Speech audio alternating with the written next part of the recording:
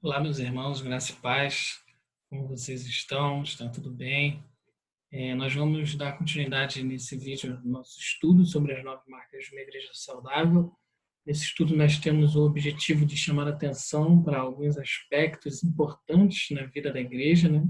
Obviamente que existem outros aspectos, outras características de uma igreja saudável. Esse não é um estudo exaustivo, onde aborda tudo, né? Mas a gente está fazendo um panorama dessas 9 marcas, um conteúdo que é muito grande, mas para a gente ter uma ideia de algumas marcas da igreja saudável, que alguns aspectos que são negligenciados e muitas vezes até esquecidos hoje em nossa vida cristã moderna, no mundo em que a gente vive.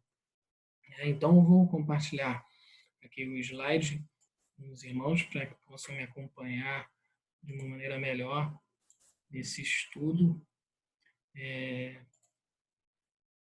No primeiro estudo, no primeiro vídeo, na primeira parte, nós vimos as 5 primeiras marcas de uma igreja saudável, né? A pregação expositiva. Depois nós vimos a teologia bíblica, o evangelho, um entendimento bíblico da conversão, um entendimento bíblico da evangelização. Hoje nós vamos entrar numa marca, nas 4 últimas marcas, né, e começando pelo entendimento bíblico da membresia da igreja. É um entendimento bíblico importantíssimo para a nossa vida cristã e principalmente para a nossa vida como igreja, como comunidade, como corpo de Cristo, né?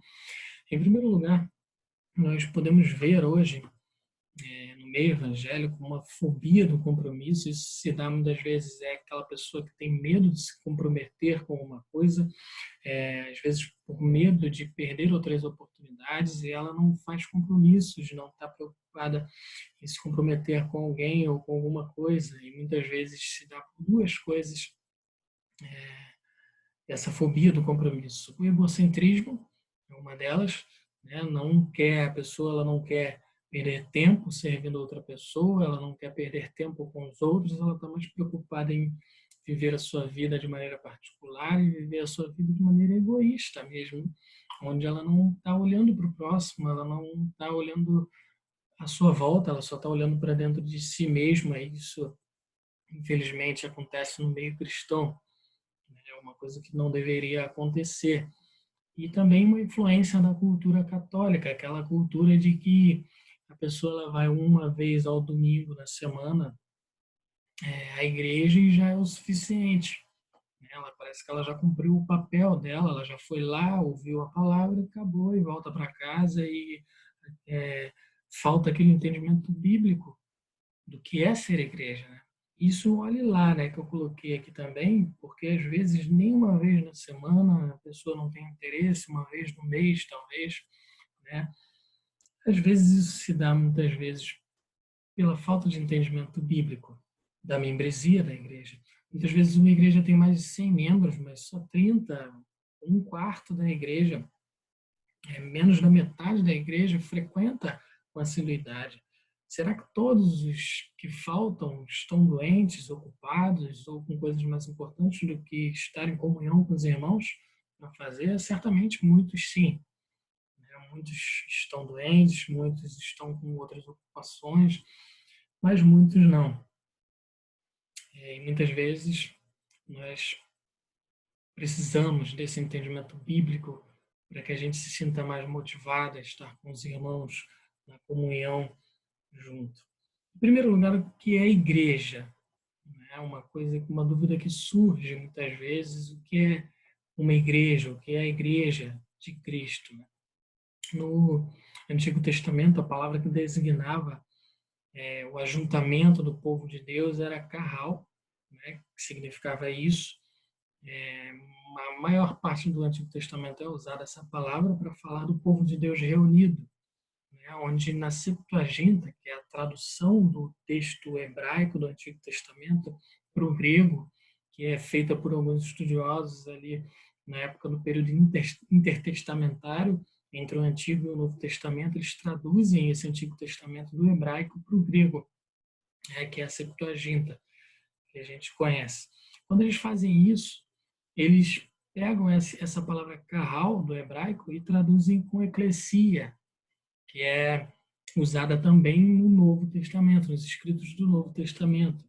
É uma palavra que era usada no grego, mas no contexto do mundo ali grego, do grego clássico, para definir uma assembleia. Então eles pegam essa palavra que eles usavam para definir como assembleia, para chamar como uma assembleia de alguma coisa que eles se reuniam, para designar a reunião do ajuntamento do povo de Deus. Então a gente vê que na palavra já que designa igreja, que é a que a gente traduz para o português como igreja, não é um edifício onde nós nos reunimos, não é aquela que a gente chama muitas vezes até de templo, né? Não é isso, isso é um sentido secundário de igreja que a gente chama, a gente vai à igreja e tal, mas a gente precisa entender que ali é o lugar onde a eclesia se reúne, onde a igreja se reúne. A igreja, como a gente pode ver pela definição da própria palavra em grego e em hebraico, é o corpo de pessoas que confessam, né, Cristo como Senhor e Salvador, é o ajuntamento do povo de Deus. Isso combate também aquela ideia de que eu sou igreja sozinho, né? E sozinho nós não somos igreja. Pedro ele fala que nós somos como uma pedrinha no templo espiritual de Deus. Né? Então, um tijolo, uma pedra sozinha, ela não é nada. A igreja somos nós, é o povo de Deus reunido, é o ajuntamento do povo de Deus. Mark Dever ele fala assim, a maioria das referências à igreja falam de um corpo de pessoas local, ativo e afetuoso, pessoas comprometidas com Cristo e umas com as outras. Ele fala, um corpo do qual você pode ser excluído, né, através da disciplina, e um corpo onde você pode ser incluído através do batismo e profissão de fé. Aí surge uma outra pergunta. Por que unir-se a uma igreja? Em primeiro lugar, para assegurarmos a nós mesmos de que somos cristãos de fato.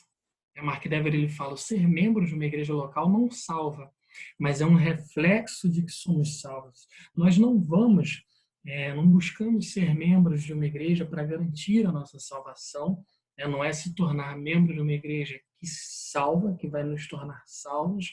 Nós já vimos no estudo anterior que é a salvação através do Evangelho, mas estar unido a uma igreja ajuda a nos assegurar de que nós somos cristãos.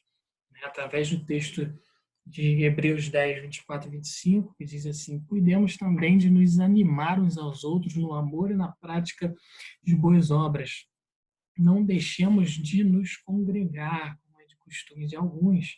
Pelo contrário, façamos admoestações ainda mais agora que vocês veem que o dia se aproxima, ou seja, nós não podemos deixar de congregar, como é de costume de alguns. Então, a característica de um cristão, uma pessoa que foi convertida, é querer congregar, é querer estar junto do corpo de Cristo, que ela foi incluída quando ela foi regenerada.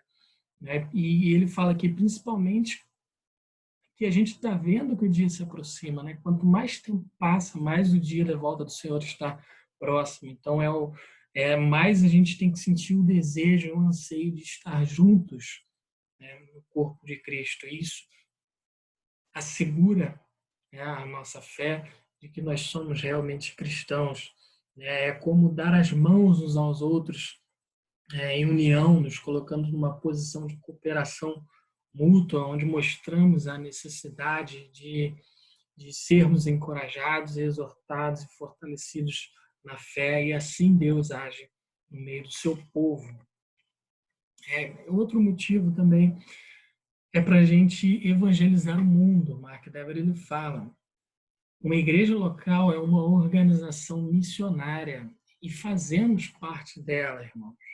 Nós, incluídos, pertencentes a uma igreja, ao corpo de Cristo, nós somos chamados a evangelizar o mundo, a falar para o mundo desse Evangelho, vivemos o Evangelho e mostramos para o mundo o que é ser igreja, mostramos que a igreja é a unidade, a comunhão, e não é divisão, não é caminhar sozinho, né? Para denunciar falsos evangelhos também. Esse evangelho que muitas vezes, essas doutrinas que muitas vezes de desigrejados, que falam que podem caminhar sozinhos ou que ele é a igreja sozinho, né? Que eles entendem esses textos erroneamente, né? E acham que podem ser igreja sozinhos em casa, mas isso não é bíblico. Né? Então, a gente vivendo, se unindo à igreja, a gente denuncia falsos evangelhos também, mas também para edificar a igreja, né? Para cooperar na edificação dos outros, entender a natureza corporativa do cristianismo. 1 João, o apóstolo fala assim lá no capítulo 4, versos 11 a 12 e no verso 20 a 21. Ele fala assim: Amados, visto que Deus assim nos amou, a nós também devemos amar uns aos outros. Ninguém jamais viu a Deus. Se amarmos uns aos outros, Deus permanece em nós e o seu amor é aperfeiçoado em nós. Ou seja, esse amor mútuo, de olharmos para o outro e amá-lo como a nós mesmos, de estarmos juntos em amor, ligado nesse laço que nos une, que é o próprio Senhor. Né? Essa cooperação mútua de edificação, onde um está ajudando o outro, porque um está amando o outro, não por obrigação, mas por amor, mas por gratidão. Né? Não é só ser membro de uma igreja, né? Frequentar semanalmente a igreja como se ela fosse um clube, onde a gente vai lá para perdão, para passar um tempo, onde a gente vai lá para receber alguma coisa, né? Ou só obedecer alguns padrões morais das escrituras. A vida cristã não se resume a isso, mas a amar os irmãos, a se comprometer com a igreja. E se comprometer com a igreja é se comprometer com pessoas, porque nós vemos que a igreja são pessoas, ajuntamento do povo de Deus, é servi-las e é amá-las. Todos nós recebemos dons, ninguém tem todos, porque todos nós somos úteis, porque temos dons. Deus não priva ninguém de dons, como está lá em 1 Coríntios 12. Depois eu te incentivo a ler todo esse capítulo, onde Paulo fala dos dons. Se quiser, pause o vídeo e leia esse capítulo para você entender melhor. Você vai ver que lá ele fala sobre isso e que ninguém tem todos os dons, porque ninguém é autossuficiente. Todo mundo depende de alguém, depende de outras pessoas. Nós somos um corpo ligado, né? Em vários membros, várias partes. Ninguém mais importante que ninguém. Ele fala que ninguém deve negligenciar também o dom recebido, mas ele deve ser usado com amor. Né? O seu relacionamento com Cristo, e eu te faço essa pergunta, tem mudado a sua vida com aquele que o cerca, principalmente os da igreja?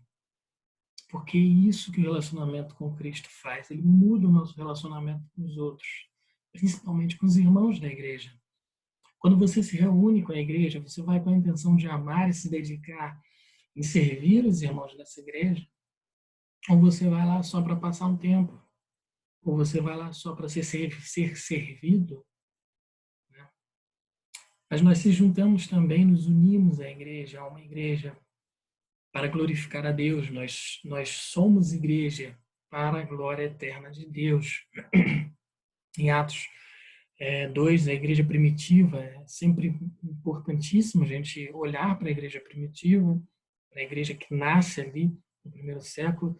Diz lá o texto: diariamente perseveravam unânimes no templo, partiam pão de casa em casa e tomavam as suas refeições com alegria, singeleza de coração e, olha aqui, louvando a Deus e contando com a simpatia de todo o povo. Louvando a Deus, irmãos. Esse é um dos nossos objetivos como igreja. Né? Mas o que envolve ser membro de uma igreja? Em primeiro lugar, batismo e fé. Batismo e profissão de fé, onde a gente está capacitado, a gente mostra através do batismo e da profissão de fé que nós cremos nesse Deus, que nós fomos regenerados por Ele, e nós fazemos parte agora dessa família na fé. Tem assiduidade na comunhão com a igreja, como nós vimos no texto de Hebreus, né? Não deixar de congregar.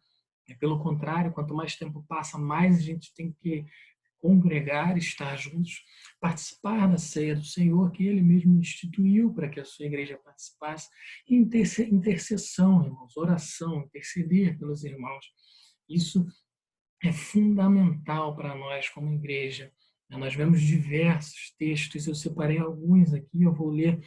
Primeiro que a parábola de Jesus, lá que ele fala, e diz assim, lá em Lucas 1, 18:1, disse-lhe Jesus uma parábola sobre o dever de orar sempre e nunca esmorecer. Ou seja, Jesus ensinou até uma parábola para mostrar a importância e o dever de estar sempre em oração. Também, Atos 2, lá na igreja primitiva, no verso 42, diz: e perseveravam na doutrina dos apóstolos e na comunhão, no partir do pão e nas orações, irmãos. Nas orações. É importantíssimo. Romanos 12, verso 12, diz: alegrem-se na esperança, sejam pacientes na tribulação e perseverem na oração. Perseverem na oração. E aquele versículo muito conhecido de Tessalonicenses 5,17, orai sem cessar. Irmãos, nós temos uma ordem, um imperativo de interceder, de orar uns pelos outros. Isso envolve ser membro de uma igreja. E também contribuir com generosidade e regularidade. Provérbios 3:9 diz: honra ao Senhor com os teus bens e com as primícias de toda a tua renda. 1 Coríntios 16, verso 1 e 2, Paulo fala lá aos Coríntios: quanto à coleta para os santos, façam também vocês como ordenei às igrejas da Galácia. No primeiro dia da semana, cada um de vocês separe uma quantia conforme a sua prosperidade e vá juntando, para que não seja necessário fazer coletas quando eu for. E lá na segunda carta aos Coríntios, ele fala novamente no verso 9 e 7, cada um contribua segundo tiver proposto no coração, não com tristeza ou por necessidade, porque Deus ama quem dá com alegria. É importantíssimo também a generosidade, a contribuição na parte de um coração generoso, né? De um coração que não é mais egoísta, não olha só para si, mas olha para o próximo também. Isso, meus irmãos, é fundamental, esse entendimento bíblico do que é ser membro de uma igreja, do que é membresia na igreja, do que é ser igreja. Isso é fundamental para fortalecer a nossa fé, para nos unir cada vez mais como igreja, como corpo de Cristo, como nós somos. Irmãos, isso é fundamental para nós. A sétima marca é disciplina bíblica na igreja, né? Um tema muito complicado. Hernandes Dias Lopes, reverendo presbiteriano, ele fala: esse não é um assunto fácil nem popular, mas é necessário.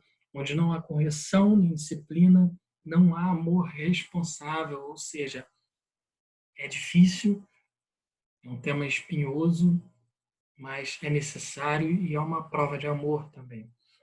Mark Dever, ele fala: as nossas obrigações recíprocas envolvem somente encorajar os outros de maneira positiva, ou talvez incluam uma responsabilidade de falar honestamente sobre as faltas, erros, afastamento das escrituras e pecados específicos.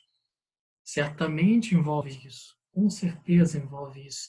Mas quando se fala e se ouve de disciplina, meus irmãos, nós já pensamos coisas ruins, nós já olhamos para o aspecto ruim da coisa, né, e não para o positivo, como nós veremos nesse estudo como é positivo a disciplina. Né? Muitos recorrem aquele texto lá de Mateus, capítulo 7, verso 1, diz: não julgueis para não serem julgados, mas nesse texto, irmãos, não tem nada a ver com uma disciplina bíblica. O contexto ali, Jesus está falando de um julgamento hipócrita, um julgamento com motivação errada, um julgamento por vingança, ou para talvez se mostrar melhor do que o outro, aquela pessoa que julga: tá vendo, ele fez aquela besteira e eu não faço isso, porque eu sou isso, eu sou aquilo. né? Aquela hipocrisia, aquele farisaísmo. É esse tipo de coisa que ele está falando aqui, do não julgueis para não serem julgados. O julgamento segundo a nossa vontade, segundo o nosso padrão, segundo a nossa régua humana, né? O julgamento feito sem amor, sem motivações bíblicas corretas. Esse é um tipo de julgamento errado. Mas como nós vamos ver, existe o julgamento correto, né? Tanto que ele fala nesse mesmo evangelho de um julgamento correto, um julgamento onde nós temos que corrigir falhas, erros, inclusive publicamente. E aqui eu coloquei o que é a disciplina eclesiástica. Ela é bíblica. Em Mateus 18, versos 15 e 17, nós vemos assim: se o seu irmão pecar contra você, vá e repreenda-o em particular. Se ele ouvir, você ganhou o seu irmão. Mas se não ouvir, leve ainda com você uma ou duas pessoas para que, pelo depoimento de duas ou três testemunhas, toda a questão seja decidida. E se ele se recusar a ouvir essas pessoas, exponha o assunto à igreja. E se ele se recusar a ouvir também a igreja, considere-o como gentio e publicano. Ou seja, as palavras aqui de Jesus, meus irmãos, não é água com açúcar, ele não passa pano, ele fala que não, se a pessoa não ouvir esses três caminhos, ela deve ser considerada como gentia, como um publicano. E isso chega ao ponto da exclusão, como nós vamos ver também Paulo falando aos Coríntios, naquele capítulo 5, naquele problema do filho que se deita com a madrasta, né? E ele diz lá, no verso 4 e 5 e no verso 13, em nome de nosso Senhor Jesus, reunidos vocês e o meu espírito, com o poder de Jesus, nosso Senhor, que esse tal seja entregue a Satanás para a destruição da carne, a fim de que o espírito seja salvo no dia do Senhor. Os de fora, diz assim no verso 13, esses Deus julgará. Expulsem o malfeitor do meio de vocês, ou seja, de dentro, a igreja. Nós temos que disciplinar, que julgar. Existe um julgamento bíblico, existe uma disciplina bíblica na igreja e ao ponto de até exclusão, né, de entendê-lo como um gentio, né, de expulsá-lo do meio.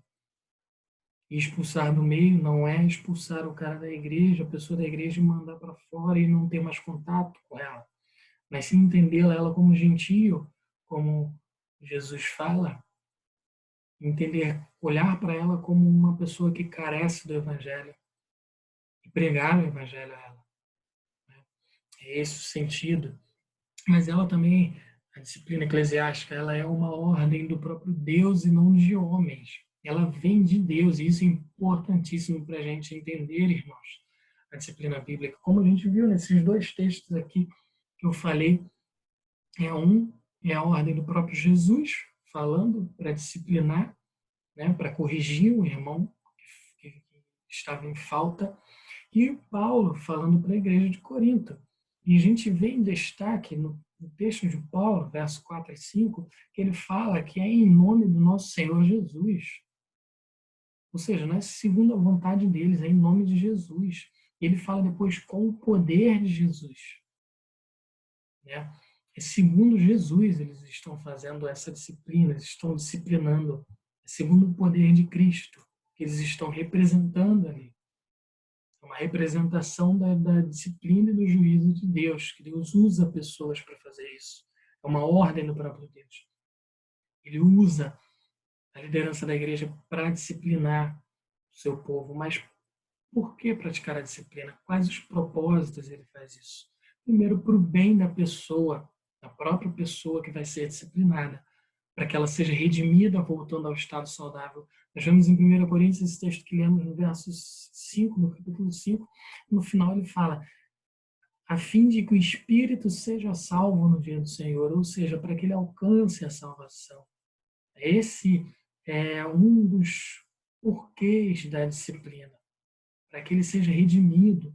Tanto que lá no texto de 2 Coríntios, muitos estudiosos falam que está relacionado a esse caso de 1 Coríntios 5, lá diz, a quem vocês perdoam, alguma coisa, eu também perdoo, pois o que perdoei, se é que perdoei alguma coisa, eu o fiz por causa de vocês na presença de Cristo, para que Satanás não alcance vantagem sobre nós, pois não ignoramos quais são as intenções dele. Ou seja, aqui ele está falando da remissão de um pecador, do perdão a um pecador que se redimiu.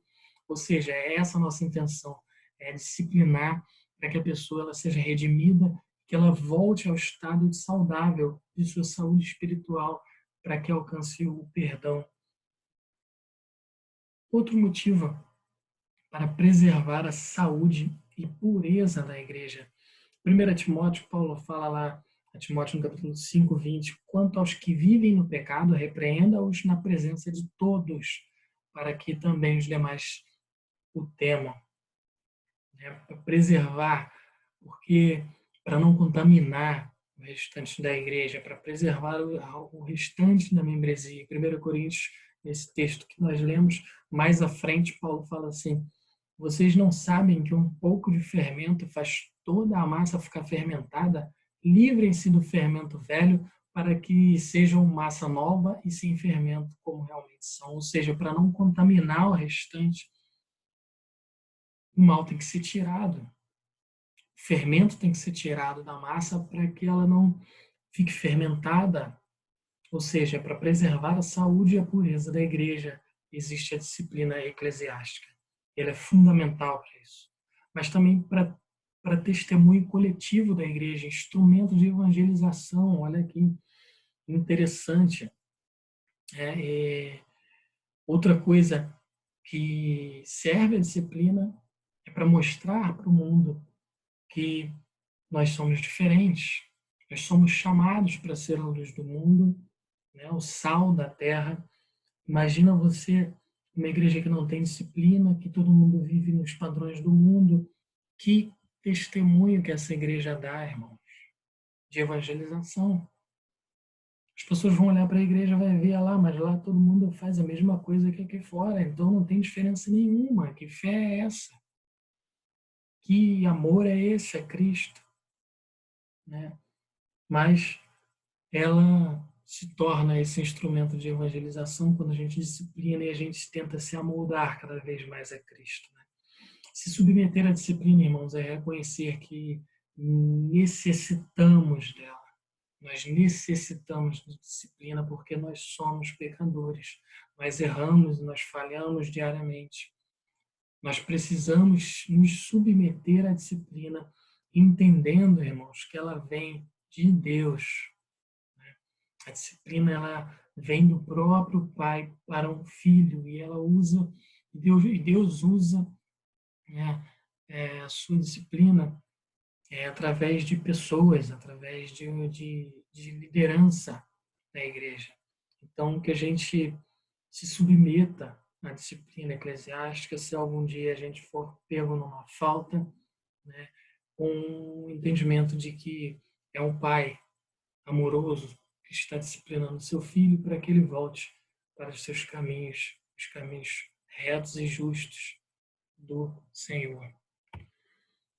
Uma outra marca, irmãos, é o interesse pelo discipulado e pelo crescimento, né? Isso também é muito importante, irmãos. Mark Dever ele fala: uma igreja saudável ela se caracteriza por um interesse sério pelo crescimento espiritual por parte de seus membros. Uma igreja saudável, as pessoas querem melhorar no seguir a Cristo. Isso é fundamental, irmãos. O buscar sempre o crescimento, né? O buscar sempre o discipulado, o crescer na fé, no conhecimento. E isso é bíblico, né? Eu coloquei aqui a teologia bíblica do crescimento. A igreja, se falando de números, a igreja primitiva ela se multiplicava a todo momento. Tem vários textos aí que eu deixei de referência para isso, mas não apenas numérico, mas é onde eu quero enfatizar, que é o crescimento espiritual. Em Efésios 4, verso 15 e 16, diz: antes, seguindo a verdade em amor, cresçamos em tudo naquele que é a cabeça, Cristo. Dele todo o corpo, ajustado e unido pelo auxílio de todas as juntas, cresce e edifica-se a si mesmo em amor, na medida em que cada parte realiza a sua função. Esse crescimento é bíblico. Nós devemos crescer em Cristo, crescer em amor. O crescimento ele é a obra de Deus, ele não é obra de pessoas, né? Primariamente falando. Deus ele pode usar as pessoas para a sua glória, e ele usa as pessoas para a sua glória, né? Mas é ele que dá o crescimento, como nós vemos em Colossenses, Paulo falando lá no capítulo 2, verso 19, e não retendo a cabeça, a partir da qual todo o corpo, suprido e bem vinculado por suas juntas e ligamentos, cresce o crescimento que vem de Deus. Paulo falando aos Coríntios também, ele fala lá no capítulo 3, versos 6 e 7, eu plantei, Apolo regou, mas Deus é quem fez crescer, de modo que nem o que planta, nem o que rega são alguma coisa, mas unicamente Deus que efetua o crescimento. Ou seja, Paulo, que tanto foi usado por Deus no trabalho de evangelização, de plantação de igrejas, ele reconhece que ele não é nada, mas que Deus é, porque ele que dá o crescimento. Ele usa o seu servo, ele usa pessoas para dar esse crescimento, né? Portanto, o crescimento, né, ele não produz orgulho, mas humildade e reconhecimento de que Deus é que dá o crescimento. Paulo fala em Tessalonicenses lá, irmãos, devemos sempre dar graças a Deus por vocês, e isso é justo, porque a fé que vocês têm cresce cada vez mais e muito aumenta o amor de todos vocês uns pelos outros, ou seja, sempre dar graças a Deus pelo crescimento espiritual, pelo crescimento bíblico. Não produz orgulho, mas humildade. Devemos sempre desejar também, irmãos, e orar por crescimento. Isso é bíblico também. O apóstolo Pedro ele fala lá na sua primeira epístola, no capítulo 2, versos 2, como crianças recém-nascidas desejem de coração o leite espiritual puro, para que por meio dele cresçam para a salvação, irmãos. É um desejo por crescimento. Desejo por aquele conhecimento bíblico que te dá crescimento na fé, né? Lá em Colossenses, Paulo fala também no capítulo 1, verso 9 e 10, por essa razão, desde o dia em que o ouvimos, não deixamos de orar por vocês e de pedir que sejam cheios do pleno conhecimento da vontade de Deus, com toda a sabedoria e entendimento espiritual, isso para que vocês vivam de maneira digna do Senhor e em tudo possam agradá-lo, frutificando em toda boa obra, crescendo no conhecimento de Deus. Ou seja, eles não deixaram de orar por eles, né, de pedir para que eles sejam cheios do pleno conhecimento. Oração, pedido, súplica a Deus para que Ele nos dê o crescimento na sua graça, para que Ele nos dê crescimento espiritual, constante crescimento, né, para que a gente não fique acomodado de maneira estagnada, né? A prática bíblica de crescimento, como crescemos na vida espiritual. E aqui nós podemos olhar para tudo que a gente viu até aqui e o último ponto que a gente vai ver, todos esses pontos, todas essas marcas, elas atuam para um crescimento espiritual, né? A pregação expositiva, nós precisamos da palavra para o nosso crescimento, ela é nosso alimento espiritual, né? A teologia bíblica, onde através da sã doutrina nós conhecemos cada vez mais a Deus, gerando um conhecimento, uma confiança e fortalece a nossa fé. O entendimento bíblico do Evangelho, conhecendo o nosso estado e o plano de salvação, crescemos espiritualmente, ou seja, conhecendo o nosso estado de pecado, nossa pecaminosidade. Isso vem acompanhado do crescimento espiritual. Quanto mais a gente cresce espiritualmente, mais a gente vê que a gente é pecador, mais a gente vê que a gente é sujo, mais a gente vê que a gente é totalmente falho, né? Que a gente depende totalmente de Deus, né? Para que a gente siga no caminho correto, para que a gente alcance o perdão, para que a gente consiga caminhar de maneira santa, né? Então, cada vez mais o entendimento do bíblico do Evangelho nos faz crescer espiritualmente. O entendimento bíblico da conversão também, entender que a conversão é a obra de Deus, né? Nos traz segurança e nos traz tranquilidade também. Entendimento bíblico da evangelização, né? Que nós temos que transmitir o evangelho com fidelidade, né? Como nós vimos, nós não temos o poder de converter ninguém, isso não vem de nós, esse poder. E entender que a obra da regeneração é de Deus, né? Nos encoraja isso, a confiar nele, a simplesmente transmitir o Evangelho com fidelidade. Entendimento bíblico de membresia, nós somos chamados a amar e servir uns aos outros, orar uns pelos outros. Deus usa outros irmãos para nos animar e edificar, assim como nos usa para edificar e orar por outros irmãos também. O crescimento ele é coletivo, irmãos. O crescimento ele é coletivo. Né? O entendimento bíblico de membresia nos leva a isso, né? A crescermos, a buscarmos, a caminhar juntos, a orar pelos outros, a dependermos uns dos outros. Né?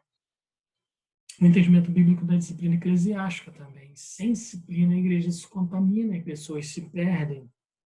Para o bem de todos, a disciplina é aplicada. Somos fortalecidos e crescemos através da disciplina também. O entendimento bíblico da liderança, né, que é o que a gente vai ver o próximo. Pessoas que Deus chama para o ofício de liderança, que servem de exemplos práticos de piedade, exemplos que nos fazem seguir no caminho correto, que Deus usa essas pessoas líderes para nos guiar pelo caminho correto, como a gente vai ver. Então, o entendimento bíblico de liderança também nos faz crescer espiritualmente. E o crescimento, irmãos, ele não é opcional, ele é sinal de vida. Uma árvore viva, ela cresce. Então, o crescimento mostra que nós estamos vivos na fé. Para concluir, você tem percebido o seu crescimento espiritual através do aumento da autorrenúncia e crescente manifestação do fruto do Espírito? Porque o aumento da autorrenúncia, meus irmãos, e a manifestação do fruto do Espírito é uma evidência de nosso crescimento espiritual. Você tem percebido isso na sua vida? A gente deve sempre se perguntar isso, sempre se examinar, né, para ver como nós estamos, qual o estado da nossa alma. Você tem desejado e orado por crescimento bíblico, crescimento espiritual, ou está confortável na estagnação espiritual? Ou não busca mais crescimento bíblico, ou nem está pensando nisso, não está nem mais preocupado com isso? Você tem desejado e orado?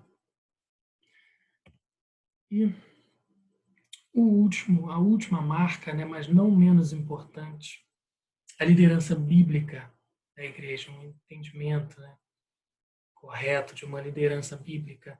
Calvino, ele fala nas suas Institutas sobre a liderança, ele diz: o Senhor se serve do ministério dos homens, tornando-os como que substitutos seus, não de certo para lhes outorgar seu direito e sua honra, mas para realizar por lábios humanos sua obra, a semelhança do artesão que se serve de um instrumento para trabalhar. Ou seja, Deus usa pessoas, né, como instrumentos em suas mãos para realizar a sua obra aqui na terra. Como vasos de barro na mão de Deus, nós somos na mão do oleiro. Aspectos da liderança bíblica. Em primeiro lugar, meus irmãos, nós vemos que a liderança ela é bíblica e é chamada pelo próprio Deus. Efésios 4, versos 11 e 13, de Paulo fala assim: e ele designou alguns para apóstolos, outros para profetas, outros para evangelistas e outros para pastores e mestres, com o fim de preparar os santos para a obra do ministério, para que o corpo de Cristo seja edificado até que todos alcancemos a unidade da fé e do conhecimento do Filho de Deus e cheguemos à maturidade, atingindo a medida da plenitude de Cristo. Ou seja, ele designou para apóstolos, para profetas, para evangelistas, mestres, pastores. Há uma designação de Deus para isso. Atos, lá também nós vemos isso. Tito, Paulo fala mais uma vez lá a Tito sobre isso. Ele diz: a razão de tê-lo deixado em Creta foi para que você pusesse em ordem o que ainda faltava e constituísse presbíteros em cada cidade, como eu o instruí. Ou seja, há uma instrução para constituir presbíteros, para constituir liderança da igreja, para constituir diáconos, né, como nós vemos lá em Atos Nós devemos submissão e confiança e amor à liderança instituída por Deus. E submissão é uma palavra que muitas vezes arrepia muita gente só de ouvir. É uma coisa que hoje em dia não se fala, mas a submissão, porque é uma palavra pejorativa, né, se tornou uma coisa muito ruim você falar de submissão, porque a ideia hoje é de que todo mundo é independente, ninguém tem que se submeter a nada. Mas nós devemos nos submeter e nós temos uma ordem nas Escrituras a isso. Hebreus 13, 17 fala: obedeçam aos seus líderes e submetam-se à autoridade deles. Eles cuidam de vocês como quem deve prestar contas. Obedeçam-lhes para que o trabalho deles seja uma alegria e não um peso, pois isso não seria proveitoso para vocês. Ou seja, nós temos que obedecer à liderança, submeter às autoridades que Cristo coloca na igreja, a ponto de obedecermos para que o trabalho deles sejam alegres, para que a gente não seja um peso para a liderança. Mas, pelo contrário, para que a gente torne o trabalho deles prazeroso. É isso que o autor de Hebreus está falando aqui. Nós vemos também em 1 Tessalonicenses 5, verso 12 e 13, Paulo fala assim: agora lhes pedimos, irmãos, que tenham consideração para com os que se esforçam no trabalho entre vocês, que os lideram no Senhor e os aconselham. Tenham-nos na mais alta estima, com amor, por causa do trabalho deles. Vivam em paz uns com os outros. Nós temos uma liderança instituída por Deus, irmãos. Devemos submissão e confiança, amor a essa liderança. Qualificações bíblicas para a liderança da igreja. Nós vemos lá em Timóteo a lista gigantesca que Paulo dá sobre os presbíteros, primeiro no capítulo 3, verso 2 a 7, e no diaconato também, que é muito parecido as duas listas, mas está lá em 1 Timóteo. É um texto longo que eu não vou ler aqui agora, para a gente não se estender muito. As funções da liderança eclesiástica. Efésios, o texto que nós lemos, onde institui-se essa liderança, verso 12 a 14, lá diz que é para o aperfeiçoamento dos santos, para a edificação do corpo de Cristo, para guiar a igreja à unidade da fé e do conhecimento de Cristo e chegar à maturidade cristã. Essas são as funções. E como fazer isso? Seguindo o exemplo de liderança de Cristo, irmãos. Não tem outro caminho. Cristo é o nosso exemplo. O exemplo de liderança dele, ser líder, ensinando, exortando, disciplinando, guiando. Nós vemos isso, o exemplo de Jesus ensinando seus discípulos, ensinando o povo que o seguia. Nós vemos a ordem dele também, lá em Mateus 28, 2 Timóteo. Paulo fala lá: ao servo do Senhor não convém brigar, mas sim ser amável para com todos, apto para ensinar, paciente, deve corrigir com mansidão os que se lhe opõem, na esperança de que Deus lhes conceda o arrependimento, levando-os ao conhecimento da verdade. Ou seja, o líder ele tem que ensinar, exortar, disciplinar e guiar, assim como Jesus fez. Ele deve ser exemplo também, assim como Jesus é o nosso exemplo, foi o nosso exemplo, e sempre será o nosso exemplo, amando a igreja, tomando iniciativa, uma vida exemplar também. Nós vemos 1 Pedro, capítulo 2, verso 21, para isso vocês foram chamados, pois também Cristo sofreu no lugar de vocês, deixando o exemplo para que vocês sigam. Cristo deixou o exemplo dele para nós. Paulo fala lá em 1 Coríntios capítulo 11, tornem-se meus imitadores como eu sou de Cristo. A gente imita Paulo porque Paulo imita Cristo. Cristo, em última instância, é o exemplo.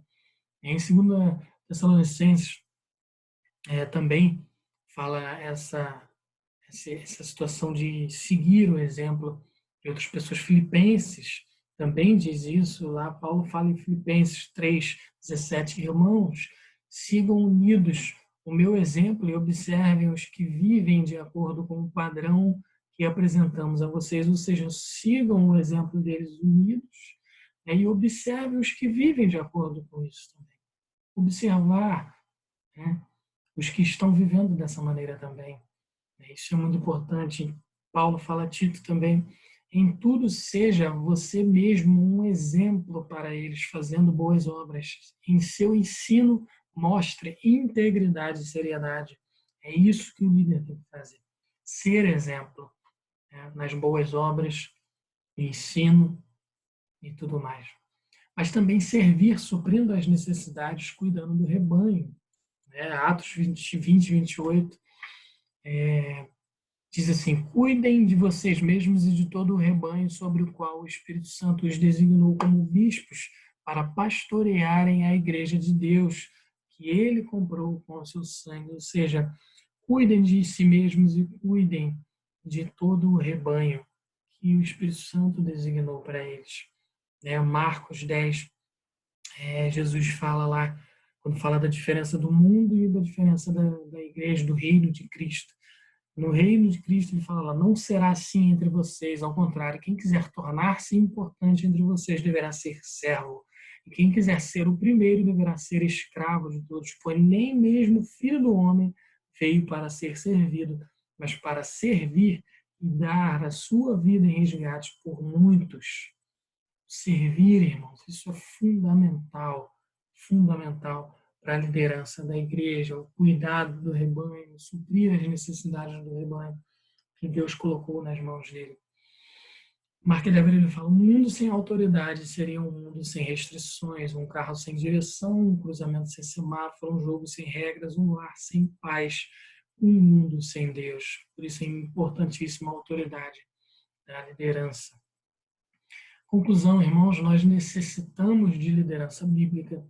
Deus usou e usa servos fiéis para liderar a sua igreja. Você tem reconhecido sua liderança como estabelecida por Deus? Você tem olhado para a sua liderança e tem visto, reconhecido nela que ela está ali porque Deus colocou ela ali? Você tem se submetido, confiado, apoiado, servido a sua liderança, amado e orado por sua liderança? Ou você tem se oposto, tem se opondo à sua liderança, né? Porque às vezes você não concorda com alguma coisa, isso é muito comum, e a gente se opõe à nossa liderança. Mas isso não é bíblico, irmãos. Você que é líder, tem sido um líder segundo a vontade de Deus, e isso é fundamental, irmãos. Você tem buscado aperfeiçoar e edificar a igreja, guiando-os à fé e ao conhecimento de Cristo. Esse é o objetivo do líder, né? Segundo a vontade de Deus. É assim que nós devemos buscar, é esse tipo de liderança que nós devemos buscar, né? Você tem ensinado, disciplinado com amor, tem sido um exemplo cristão, tem tomado iniciativa e servido o povo que Deus chamou, que Deus os chamou para cuidar. Esse é o exemplo de liderança, irmãos. Nós devemos orar pela nossa liderança, né? Sempre, porque a intercessão faz parte da nossa vida. A liderança tem que sempre orar também pela sua membresia. Isso é fundamental, irmãos, e assim nós caminhamos para a glória de Deus como igreja do Senhor aqui na terra. Que Deus nos dê, meus irmãos, cada vez mais essa visão bíblica de liderança na hora de eleger um líder, né, na hora e pedir a Deus que Ele levante servos fiéis a Ele, que Ele capacite-os, que Ele os motive-os, né, nesse belo e fundamental trabalho que é liderar e servir a Igreja de Cristo. A gente finaliza aqui o nosso estudo sobre as 9 marcas. Eu espero que tenha sido edificante para você, né? Qualquer dúvida pode me chamar lá no WhatsApp e a gente conversa. Mas que Deus abençoe a nossa igreja, que Deus fortaleça a nossa igreja, que Deus nos dê cada vez mais essas 9 marcas de uma igreja saudável, para que a gente caminhe na fé, unidos no amor, não é? Para a glória de Deus. Que Deus nos abençoe, irmãos. Amém.